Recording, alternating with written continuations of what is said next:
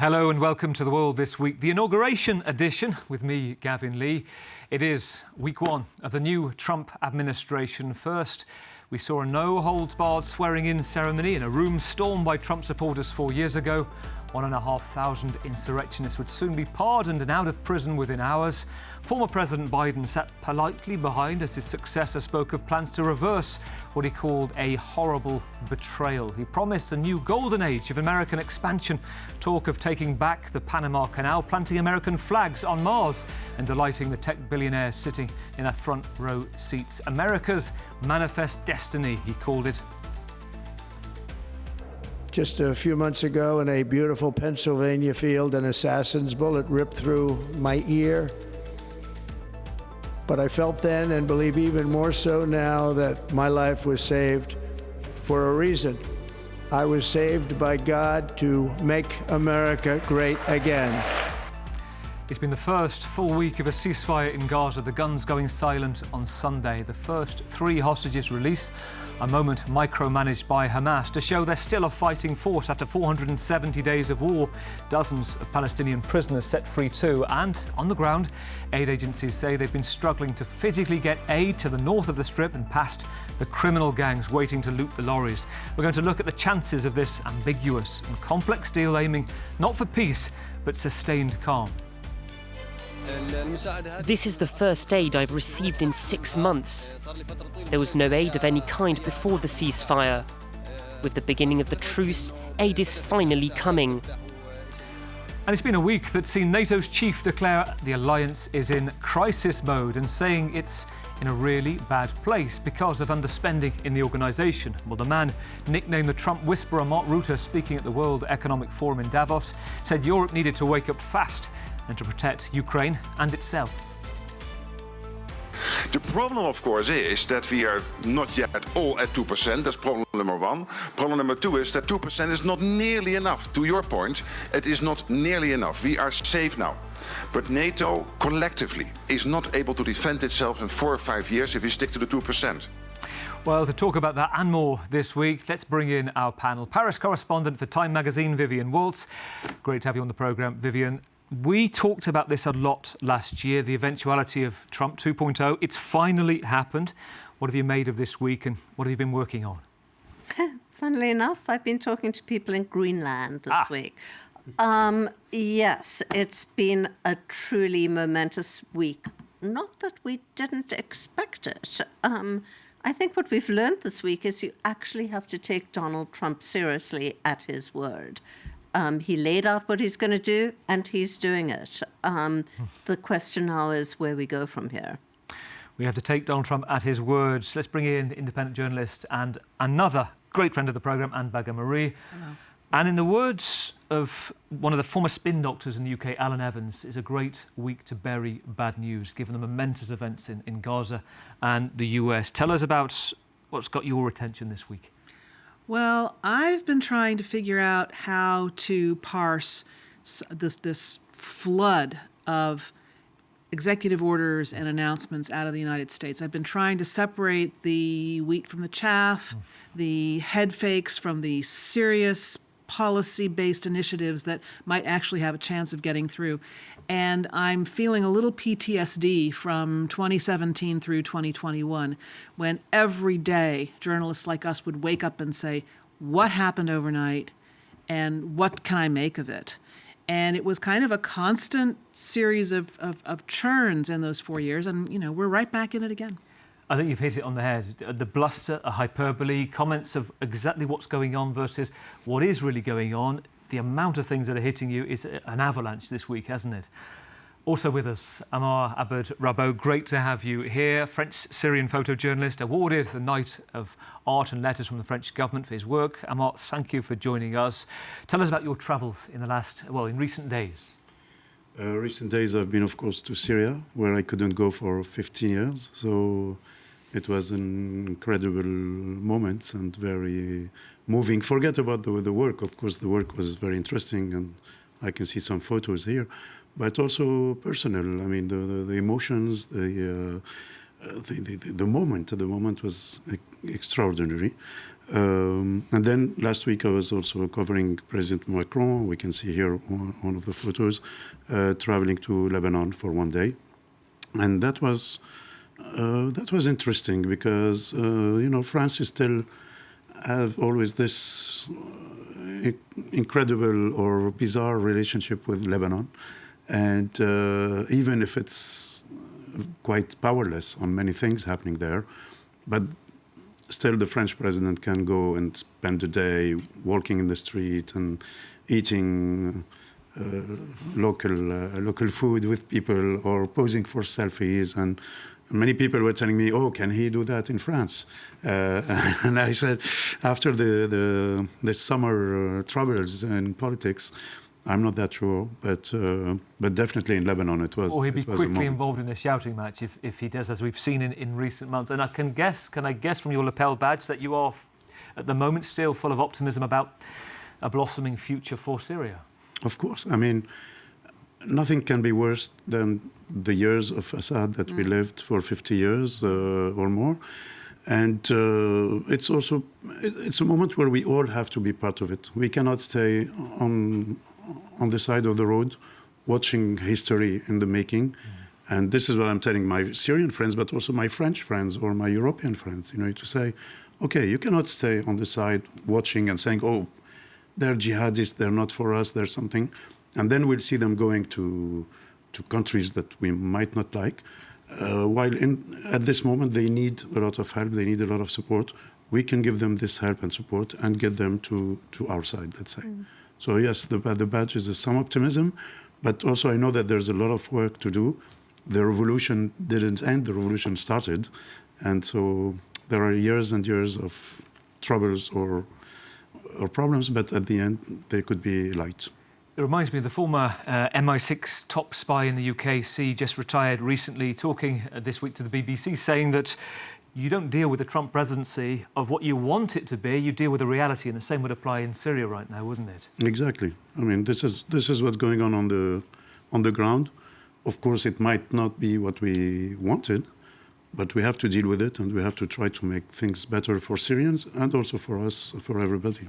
Great to have you with us. Let's go to Jerusalem as well. We have France 24 correspondent Noga Tarnopolsky. Hello, Noga. Great to get a chance to talk in detail tonight with you about a week that you've had on the ground over there, nearly a week that the ceasefire has held. What's it been like for you covering this? It's been very intensive. It's been filled with a lot of emotion, both on the Israeli and on the Palestinian side. And behind the scenes, I have to say, what we haven't had enough the chance to cover, but what I've been observing is that behind the drama of the hostage release, behind the quiet of the guns, which hasn't been much discussed, the Netanyahu government has gone full into its change of regime mode. So the efforts that Prime Minister Netanyahu was making throughout 2023, before Hamas's attack in October, those efforts that caused a complete popular uprising in Israel, those are now back with less declarations and less announcements, but the government is passing authoritarian laws at a rapid clip and seems to want to take advantage of these 6 weeks of the first phase of the ceasefire to basically ensure its hold on power through not really democratic means. Well, it takes us back to, for some perspective, the Alan Evans quote on a good week to bury other news if the world is lucking away, especially in the vacuum of the ceasefire. Noga, great to have you with us. And so we begin Monday morning, the White House Inauguration Day, beginning with quaint tradition, the pre-inaugural tea ceremony, signifying peaceful transition of power. It's how the Obamas welcomed the Trumps in 2017, although the Trumps refused to show the same courtesy to the Bidens on the morning of the now infamous January the 6th, 2021. This time, behind the smiles and forced politesse, President Biden was preparing his last act of office, bestowing controversially presidential pardons upon his siblings, fearful that his successor, the man he called a fascist and compared to Hitler, would target them as an act of political vengeance. For this man, President Trump, he was saving the insults for the inauguration speech. 30 minutes in all, the first 6 of them aimed at his predecessor, who sat poker face. Well, it was hard not to want to shout, pantomime style. He's behind you. My recent election is a mandate to completely and totally reverse a horrible betrayal and all of these many betrayals that have taken place, and to give the people back their faith, their wealth, their democracy, and indeed their freedom. From this moment on, America's decline is over. For American citizens, January 20th, 2025 is Liberation Day. And America, the president said, was about to enter its golden age. And with that, Donald Trump set out his own legacy, his desire to be known as a peacemaker, a unifier, he said. And his ever-loyal MAGA-hatted supporters seated right at the back. There was certainly no cheap seats for the tech bro billionaires lining the front. And listening to the president outline what he called America's manifest destiny and time for expansion. The United States will once again consider itself a growing nation, one that increases our wealth, expands our territory, builds our cities, raises our expectations, and carries our flag into new and beautiful horizons. And we will pursue our manifest destiny into the stars, launching American astronauts to plant the stars and stripes on the planet Mars.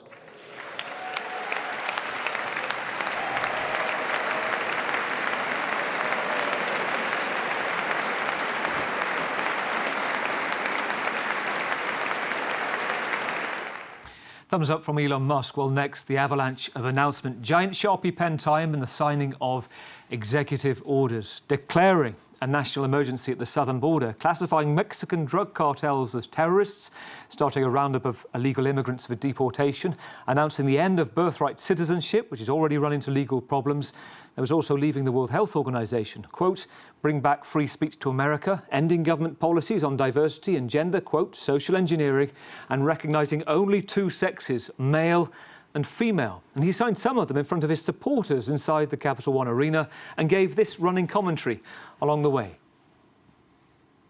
Why don't you say what I'm signing? Sure. The first item that President Trump is signing is the rescission of 78 Biden-era executive actions, executive orders, presidential memoranda, and others.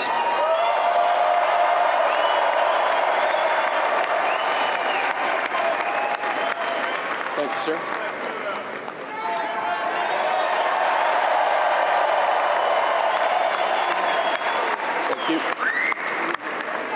The next item here is the withdrawal from the Paris Climate Treaty.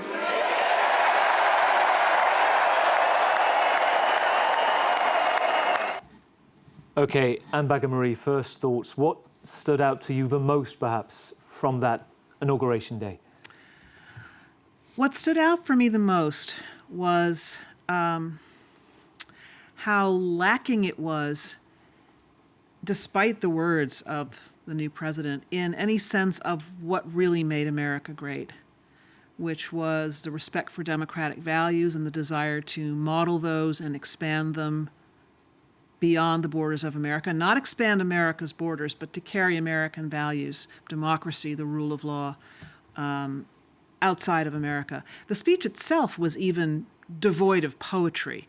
I mean, these are moments when presidents lift their rhetoric and inspire all of us.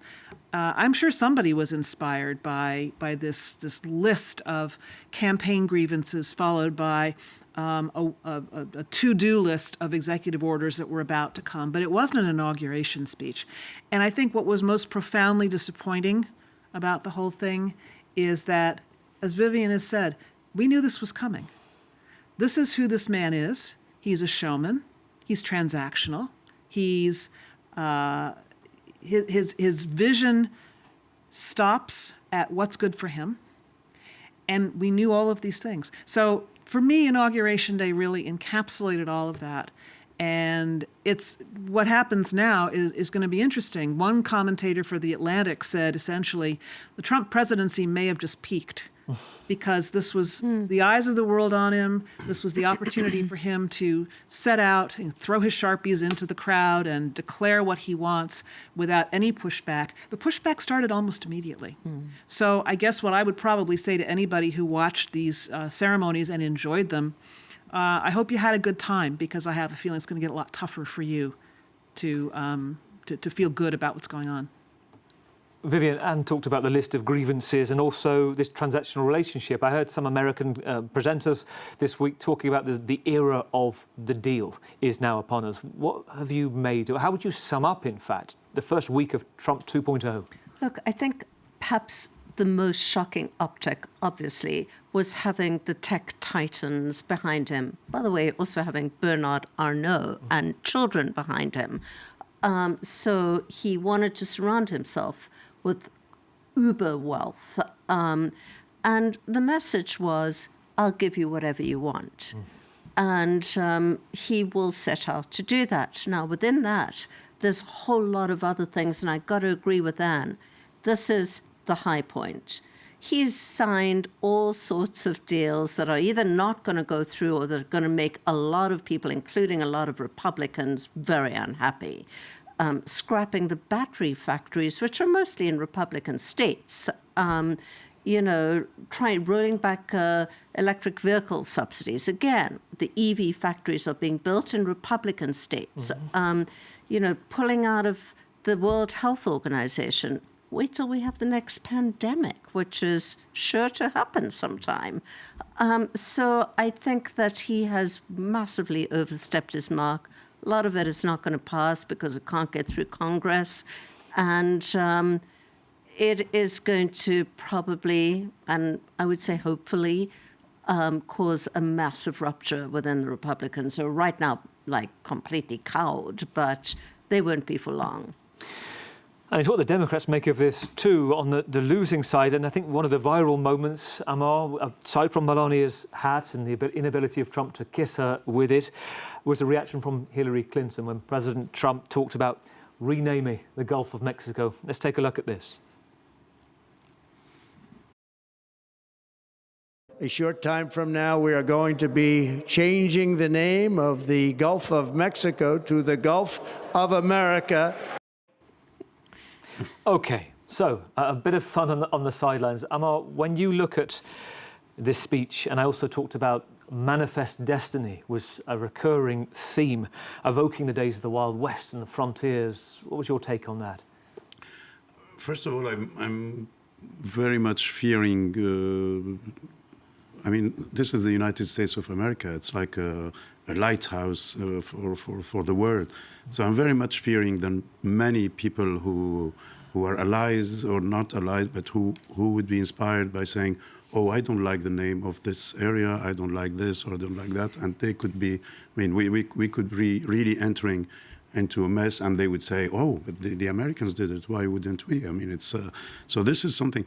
Then I was reading some of the words were totally meaningless when he talks about the day of liberation. Of liberation of what? We all come from countries that may have been occupied one day or another, so the liberation, we know exactly what it means. We're in Paris, it's a city where liberation is celebrated every year, etc. But the liberation from what? Like a hidden state or something that was occupying? It's a very unbearable conspiracy perfume that I dislike a lot, and also other words that were totally meaningless when he says the golden age. Again, when we look today at the United States of America, it's one of the richest states in the world. It has the tech that rules our lives. It has, it is great. So what's the golden age? What's the great again means? And it's a pity to have all the people running after this and repeating the slogans or the sentences that are in a way meaningless for me. Meaningless slogans, yet they catch on, like America Great Again. They have rhythm people can follow and believe in something. And Noga, in Jerusalem, I'm interested to your take, just watching inauguration week from Jerusalem, especially listening to his goals, saying, my legacy will be, I'm the unifier, I'm the peacemaker. Right. There were some very interesting details. This is the first week of this new ceasefire, truce, and prisoner for hostage exchange in this region. And Donald Trump received quite a bit of credit. His envoy, his new, at the time, incoming envoy to the Middle East, Steve Witkoff, was said to have shown up in Jerusalem for just a few hours on a Saturday morning, and basically said to Netanyahu, you get this done or there will be repercussions. So among the families of hostages here, there was this feeling of kind of, wow, maybe he's on our side. And then we saw during the inauguration parties that you just showed, several members of these families were on the stage with Donald Trump beside Steve Witkoff. They were all wearing these yellow scarves that have become the symbol of their hopes to release their loved ones. I think it's worth mentioning their children, their parents, their siblings who were stolen by Hamas during its invasion of Israel are by and large civilians. Some were uniformed soldiers, conscripts aged 18 or 19 who were not armed. And Donald Trump used their presence there basically as a prop in order to announce that he was freeing convicted, violent insurrectionists, including those who had, really harmed police officers on January 6th of 2021. And so, it was a week in which we were buffeted here. On the one hand, the sense Donald Trump might still surprise us. And on the other hand, this is who Donald Trump is. He's transactional. He will use even the most victimized people, those who are just begging to see their loved ones back, as a political bludgeon. It's interesting, like you say, the equivalency of genuine hostages and those who were convicted criminals, and not all of them, since, like the heads of the Proud Boys, for example, and the Oath Keepers, have had their sentences commuted, not pardoned. So there's still big implications about what happens to those, and like you say, the equivalency of that, and many would say it was distasteful. And something Vivian mentioned a short while ago as well is he's having problems legally already, and one of those is on birthright citizenship. Talk us through the obstacles there. This is your legal framework that you've often looked at. Well, the big obstacle, of course, is the U.S. Constitution, and when it was written, and then later amendments and jurisprudence related to that, is very, very clear that anyone born in the United States is a United States citizen. It's what the French call droit au sol, which means right of land. If you're on the soil, you're an American. There have been some carve-outs. Diplomats have agreed that that would not be the case for their children.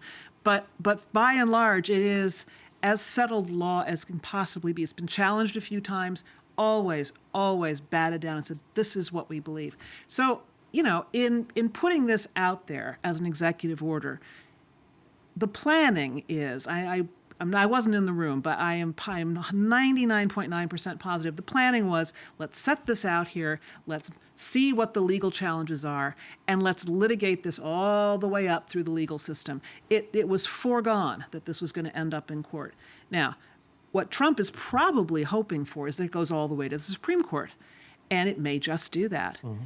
Certainly, if he has anything to do with it, it will. He seems to think that he has the Supreme Court in his back pocket because he named 3 of the justices, and he has received some pretty favorable rulings, including the ruling last year about immunity for the president during his official acts.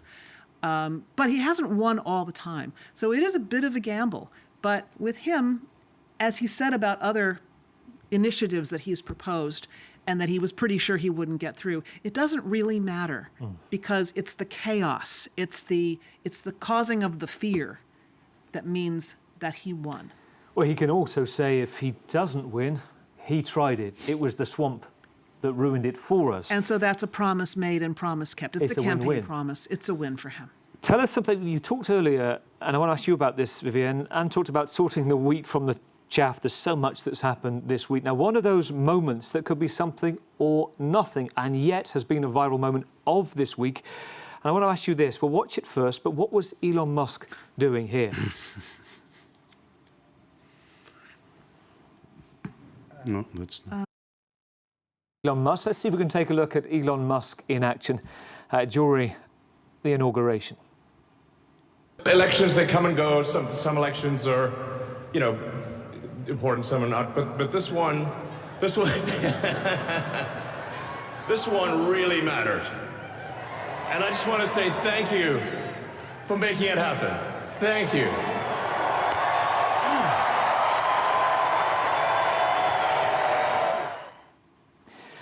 OK, what's your take? Musk's take? It's just kind of, you know, exuberance. The rest of the world's take? It's a Nazi salute. You don't have to be a genius to know that. Anybody, you know, alive today would know that. So he's a smart guy. He knows what he's doing.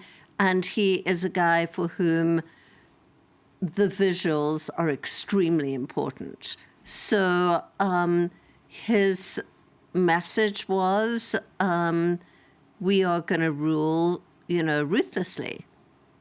It's interesting because his response to next is exactly what you said. He said, frankly, quote, there needs to be better dirty tricks. The everyone is Hitler attack is so tired. And his algorithm of those supporters that we can't, even if we unfollow, have to see if we're on X, their argument was it was a Roman salute. It predates that. Whatever happened in the Hitler years, it's something different. And yet Noga in Jerusalem, the Israeli government were quick to support him, weren't they? Well, specifically Prime Minister Netanyahu, who put out, I think we have to say, an astonishing tweet saying that Elon Musk is being falsely smeared or something. He didn't directly address the Sieg Heil, but he did defend Elon Musk as a friend of Israel. He wants to call Elon Musk a friend of himself.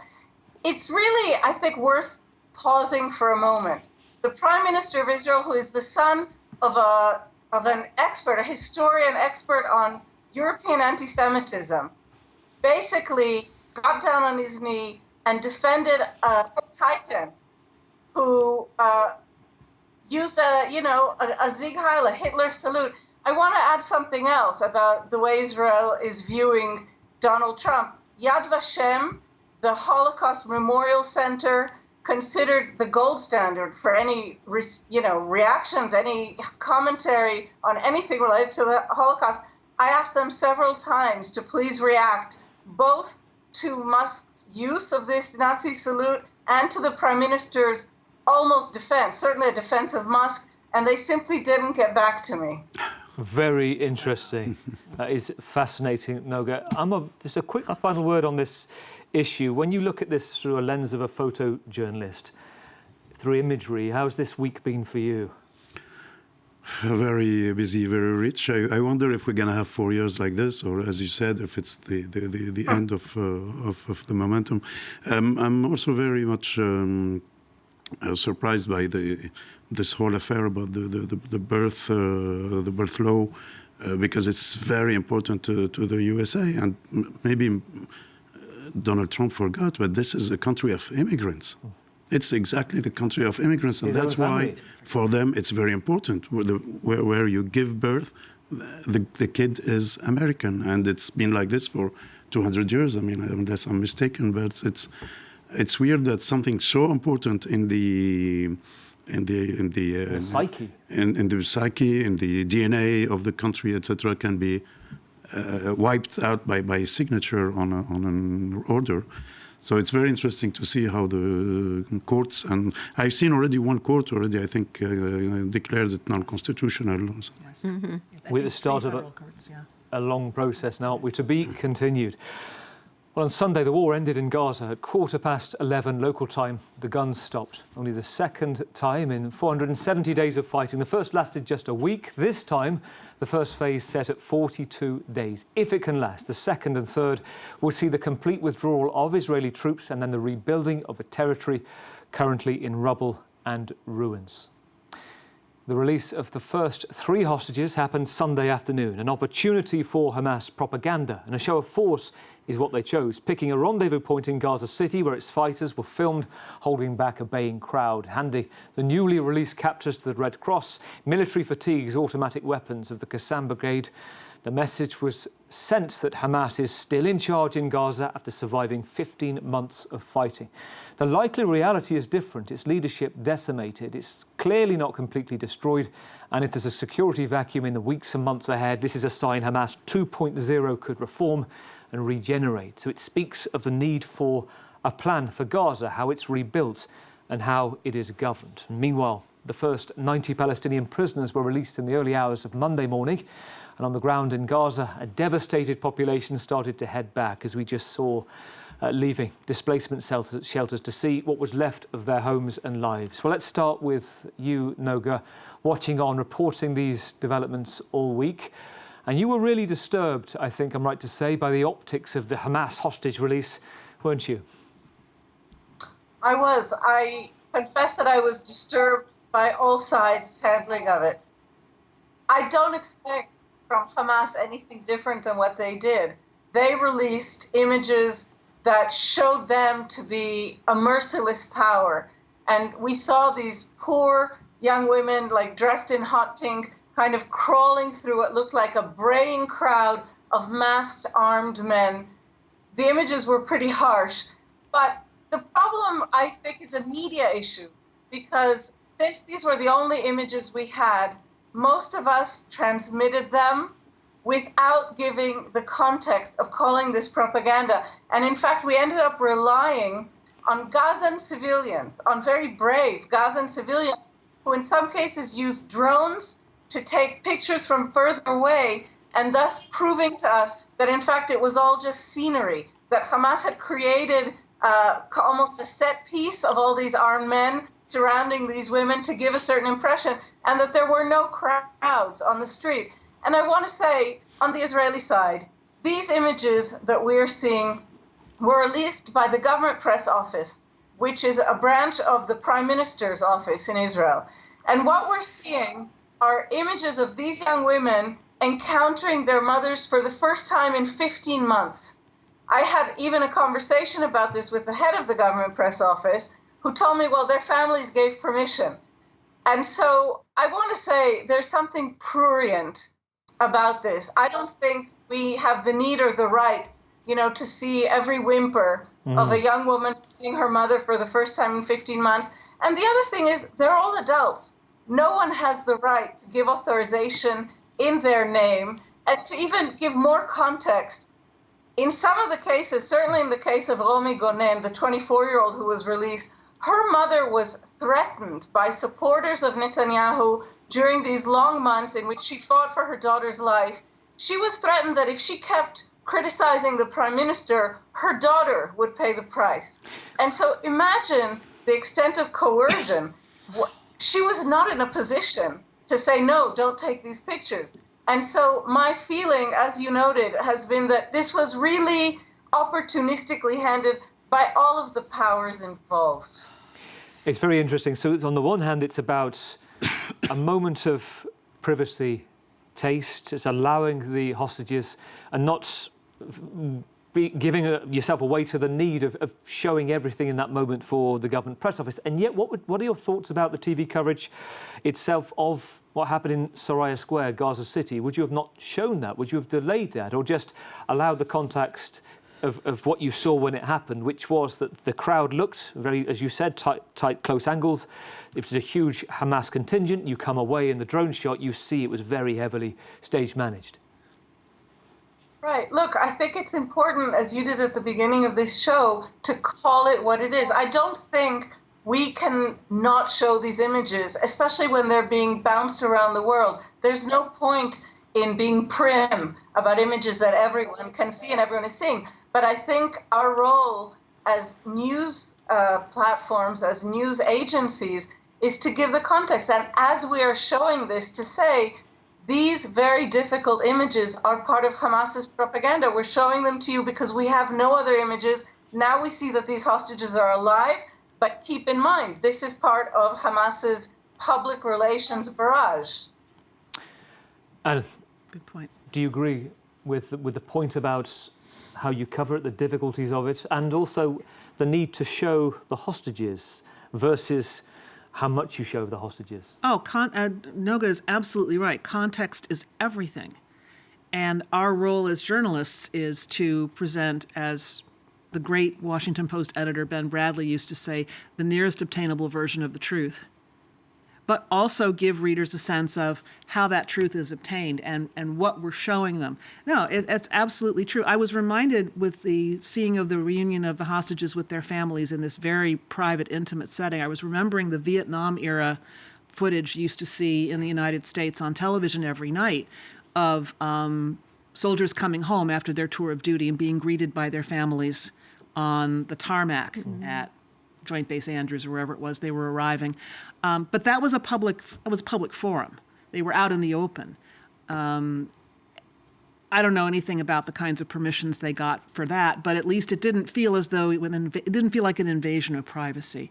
So I think it's very, very useful for someone like Noga to be able to say, I know the backstory to this, and we'll show you the images. You're absolutely right. You can't be prim and not show something that's available wherever else. But what we can do as responsible news organizations is to give the context. I think the other problem for the continuation for the ceasefire, Vivian, that sits awkwardly against Benjamin Netanyahu's pledge to annihilate Hamas is, stage managed or not, these were Hamas fighters who'd pulled together to show that they are not defeated, however small it is hard to read right now. And the Israeli Foreign Minister, Gideon Saar, saying this week Hamas has not been destroyed after 50 months. So you look at the scenario and say, how do they get to the next stage, given the pressure that will be on Benjamin Netanyahu? Absolutely. And before Tony Blinken retired as Secretary of State last week, he did say that intelligence shows that Hamas has recruited as many fighters as it has lost in this war. So they're basically back to zero.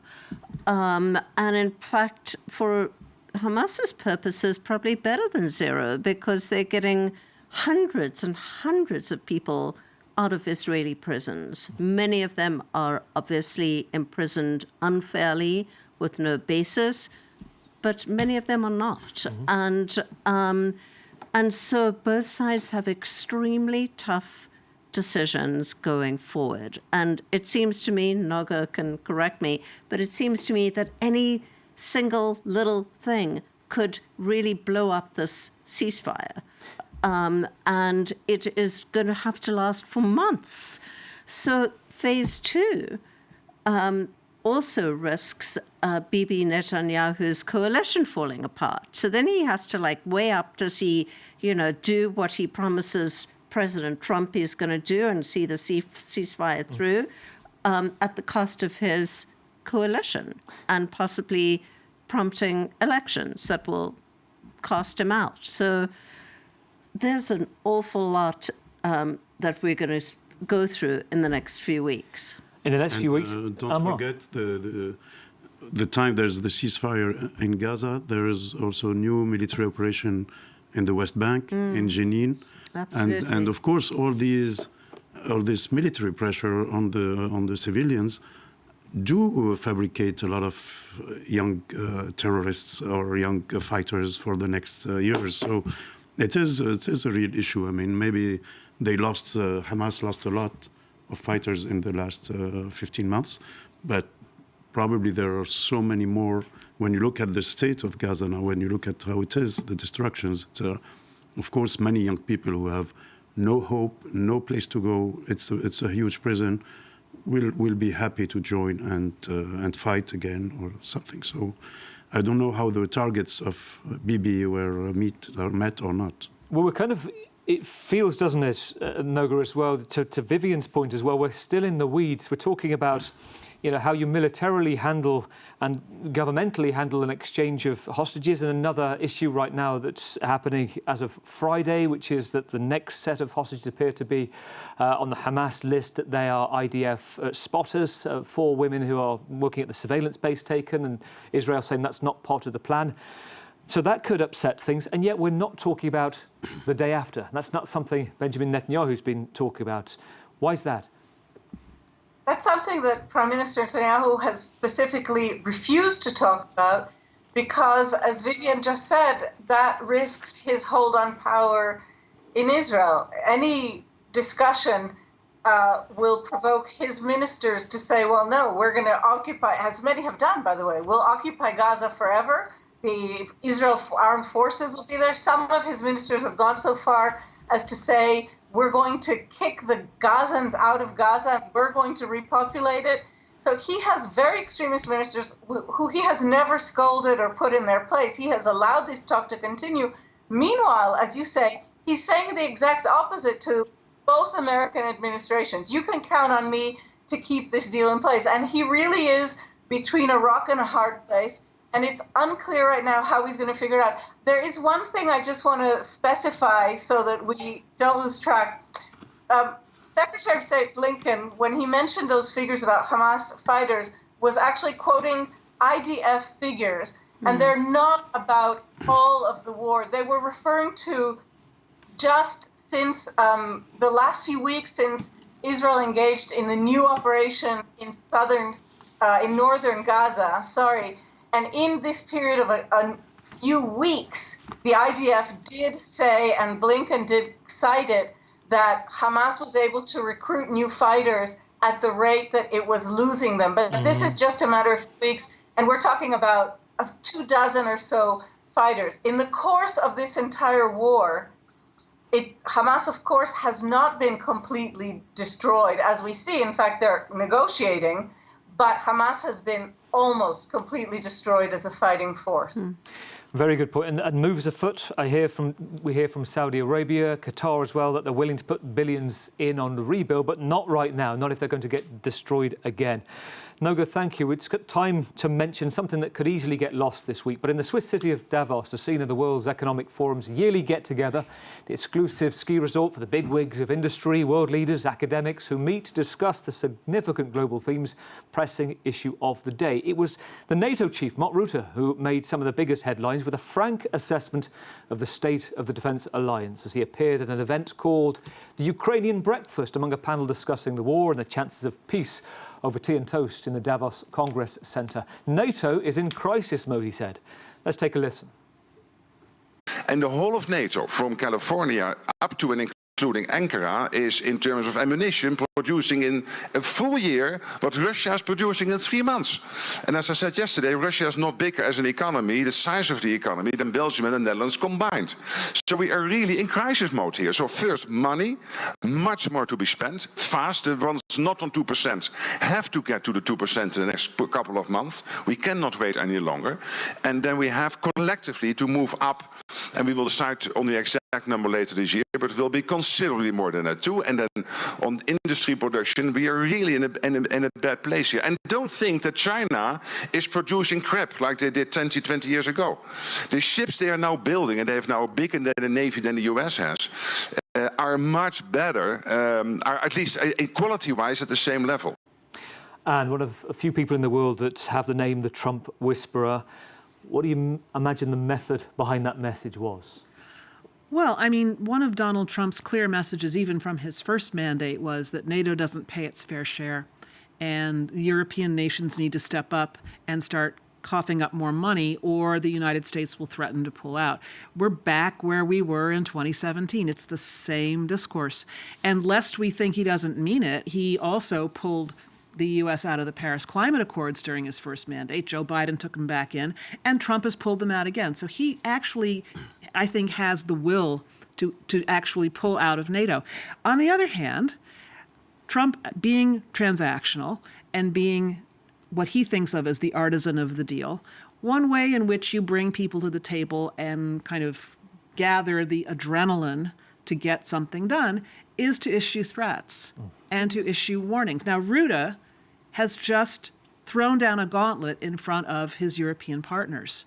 You know, we're in trouble here. We do need to step up. We need to take seriously the idea of a non-American NATO, and we need to pull together money, resources, and concentrate our minds on Europe defending Europe. And not just defending Europe, but stepping in to bolster Ukraine, give Ukraine a future where it's pretty obvious that America lacks that will. You know, back to the inauguration, the word Ukraine was almost never spoken. It's not high on his list of priorities. So, you know, if that's the gambit, frankly, to me, it looks like it's already kind of working, because look what's happening between Macron and Olaf Scholz. Look what's happening between the leaders of France and Germany. They're practically dancing cheek to cheek, talking about reinforcing Europe's defenses. Which takes us to, and nicely, the last 30 seconds. I want to give you 15 seconds each. Vivian and Amar. Kurt Volker, the former Trump ambassador representative to Ukraine, said, A, the world is a safer place with Trump, and B, there'll be some kind of agreement of a freezing on the lines in 100 days. Is he right? No, I don't think so. And Mark Rutte, and didn't mention it, but I think one of the most significant things he said is China is no longer producing what he called crap, excuse my language on this program, but that is the big issue. And that is hanging over all of this discussion. And it's a little bit lost in the Ukraine debate, but it is very quickly becoming a major global crisis, and they're going to have to deal with it. Amar. No, from everything we said in this hour, I mean, from the Nazi salute to supporting Netanyahu to other issues, I don't think the world would be a safer place. It's a more scary place. It's a more risky place, and I hope we'll manage to get away the next 4 years. Thank you, all of you, for a momentous week of an momentous discussion. So Vivian Walt, Paris correspondent for Time magazine, photojournalist Amar Abed-Rabot, independent journalist Anne Bagamarie, and in Jerusalem, Noga Tarnopolsky. Thank you so much. A brilliant insight, as always, on a momentous week. We'll be back in 7 days for The World Next Week.